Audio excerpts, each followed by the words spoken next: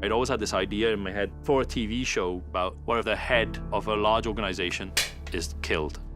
What's the power vacuum? Everything stops. And what becomes of the infrastructure? Until I find out who killed him. There was a tremendous scale and ambition to what Gareth wanted to do. So you knew that there was a possibility of doing something completely unique that I hadn't seen on television.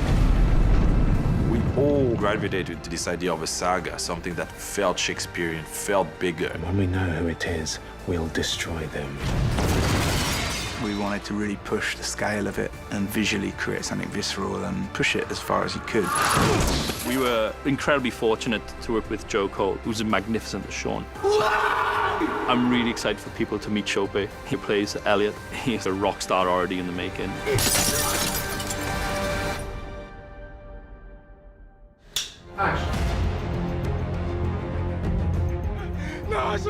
The first time we meet Sean, we have no clue as to what's happened. What else can I do? At the heart of the story is family. My father is the biggest gangster in London. He's killed our takeover and take the throne, as it were, and the power shift changes when I'm in charge. My father was taken from us on the streets of London, and now London will deliver to us those that took him. Initially, he wants to live up to his father, and he wants to fill the void that he's left. And then with that comes a whole host of problems. We've got to find a peaceful solution to this. I'm not interested in peace. In the way that we gave Sean a cold opening and an introduction, we did the same with Elliot. And we get to tell this story of the rise of this character who becomes more and more important to a family as the things that he learns on the street ends up helping Sean find out the mystery of who killed Finn Wallace.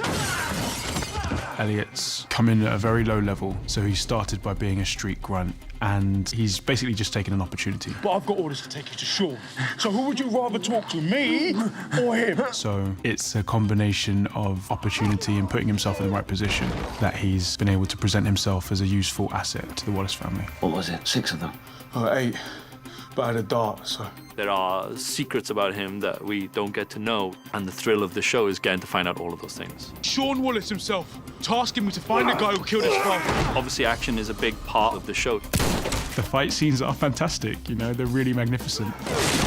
But there has to be more to it than that. And so I think what fundamentally became the linchpin for the show was it's about family, the Wallaces and the Dumanis. Marion, talk to your boy. I agree with Sean. Marion is married to Finn Wallace, and family is Marion's main drive. And keeping her family together, and revenging her family, and making sure they not only stay alive, but they retain the power. Without hesitation. She was there from the conception of the business, which was with Ed. Ed Dumani is the right-hand man to Finn Wallace. He has built the Wallace Empire alongside Finn Wallace over the course of 30 years. He knows where all the bodies are buried.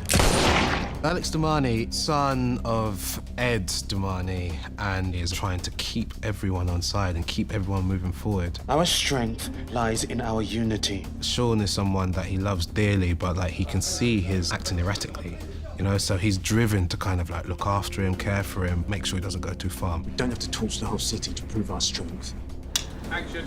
We needed to create this heightened genreverse, that London would not be London as perhaps the viewer might know it, but it would be a place where a fable about rapacious capitalism could play out in a way that was very fun and fresh and inventive and surprising.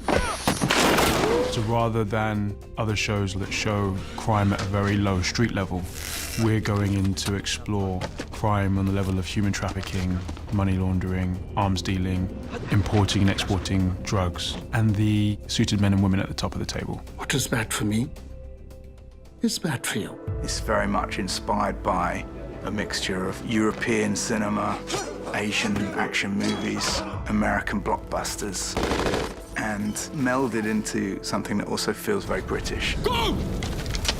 This was an opportunity to tell a story that could be a novel. It was a 10-hour film in a way. We were taking characters that are larger than life, taking a storyline that's larger than life. We're not trying to make a social commentary. That was never interesting to us. What was interesting to us was a world of cinema. We're born into a certain world. Some might think it's brutal. I say it's glorious.